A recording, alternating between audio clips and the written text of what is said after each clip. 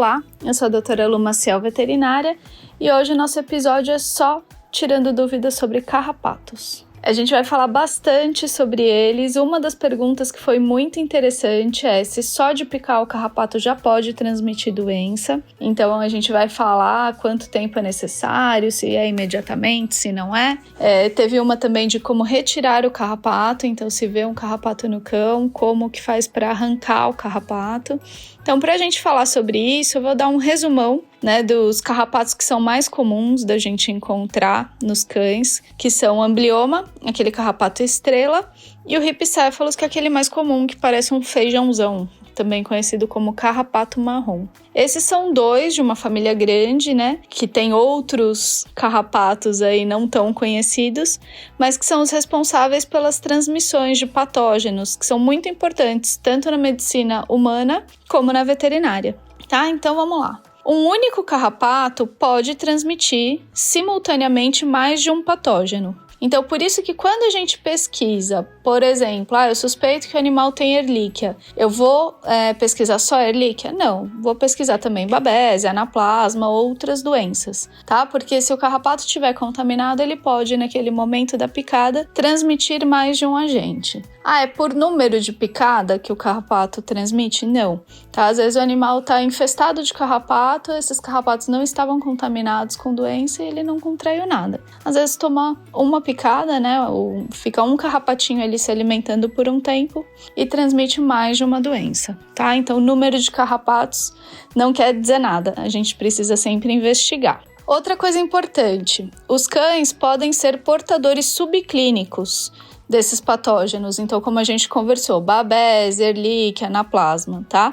Podem ficar por meses e até anos sem manifestar doença. Então eles foram contaminados, só que a gente não consegue perceber isso. Às vezes nem nos exames laboratoriais, e também não tem sintoma. E isso pode permanecer por meses ou anos, tá? Então vamos lá, só de picar o carrapato já transmite as doenças?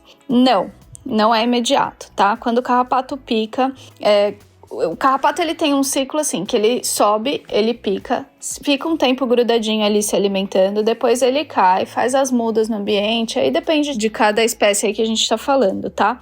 Mas em geral ele fica se alimentando por um tempo e depois ele sai do animal. E ele demora para se alimentar novamente. Então, entre essas alimentações, os patógenos que estão dentro do carrapato, eles ficam como se estivessem adormecidos no intestino do carrapato, tá? E aí, quando o carrapato começa a se alimentar novamente, esses patógenos têm que voltar para a glândula salivar para poder infectar o cão. Então, isso só reativa, esses patógenos só são reativados quando começa uma nova alimentação. Então, quando o carrapato está grudado novamente. Então, demora. Então, grudou, começa toda essa reativação para esses patógenos começarem a voltar para a glândula salivar. Além disso, quando esses patógenos eles precisam sair do intestino do carrapato e ir para a glândula salivar. E além disso, tem que uma quantidade considerada grande para poder infectar o cão, tá? Então tem que bastante desses patógenos chegarem na glândula salivar para ser uma dose infectante, vamos colocar assim, tá? Para poder transmitir a doença através da saliva. Então, geralmente a pessoa pergunta, mas quanto tempo? Gente, depende, tá? Depende da espécie do carrapato, depende do estágio de vida desse carrapato, se é uma ninfa, se é um adulto, depende da temperatura ambiental, não tem como prever. Em geral, alguns estudos mostraram que a Babésia demora mais, a Ehrlichia e o Anaplasma precisam de um tempo mais curto. Em experimento, que a gente sabe que é diferente do dia a dia ali, do animal mesmo, mas em experimentos eles comprovaram que a Ehrlichia, cerca de 3 horas, então o carrapato picou até ele começar a transmitir Ehrlichia, mais ou menos 3 horas, e Babésia de 12 a 18 horas. Tá? Então, se a gente for pensar na Ehrlichia, que eu acho que é o patógeno mais comum aí no dia a dia da clínica, 3 horas é um tempo super curto, Às vezes, se você sai para fazer um passeio mais longo com o seu cão, não dá nem tempo de você chegar em casa, dar aquela inspecionada, e tentar dar uma escovada, enfim, fazer uma inspeção mesmo para ver se você encontra algo diferente, às vezes já passou dessas 3 horas, Então, por isso a importância de usar medicamentos que matem o carrapato de forma rápida ou que ajudem a repelir, né? O mundo ideal é que o carrapato não pique, tá?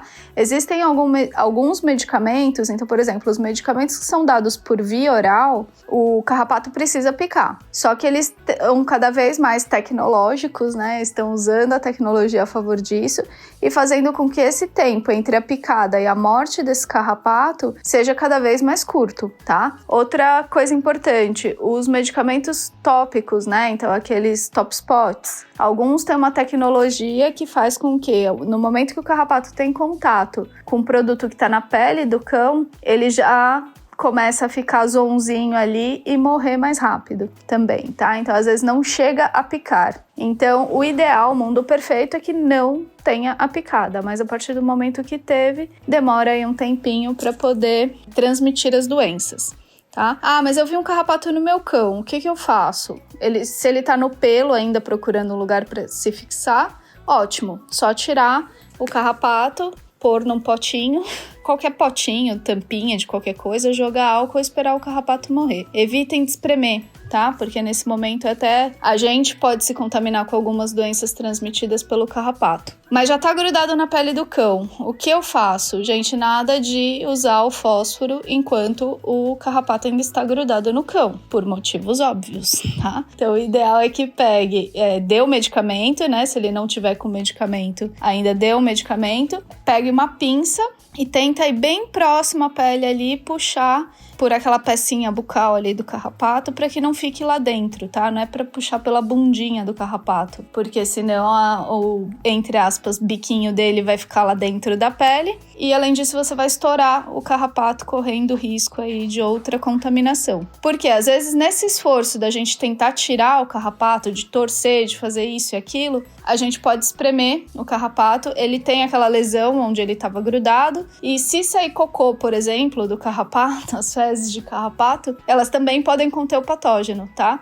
Então a gente consegue prejudicar de várias formas, né? Então deixando a peça bucal, espremendo o carrapato, saindo o ovo do carrapato, saindo fezes do carrapato que podem contaminar, ajudar nessa contaminação, tá? Então o ideal é que espere o medicamento agir e se for para puxar, que puxe bem com a pinça bem pela pontinha, tá bom? Espero ter esclarecido. Nos sigam nas redes sociais, @VetsIncríveisPets. E até a próxima, gente. Obrigada!